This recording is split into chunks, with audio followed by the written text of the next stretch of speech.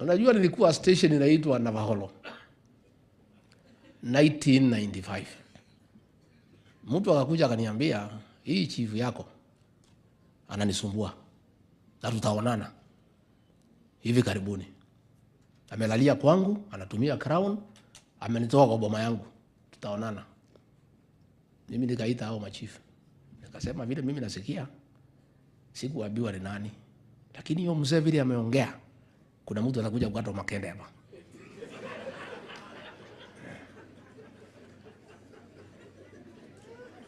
I am not a prophet. Yeah? Within 10 days, yeah? Chief alikatwa makende, ikawekwa kwa shoestring, ikakuwa hanged kwa shopping center. To send a message to chiefs. Nimeuliza juzi, after so many years, nikapiga simu kwa mtu rafiki yangu. Akaniambia huko hakuna chief na karibia bibi ya mwenyewe. So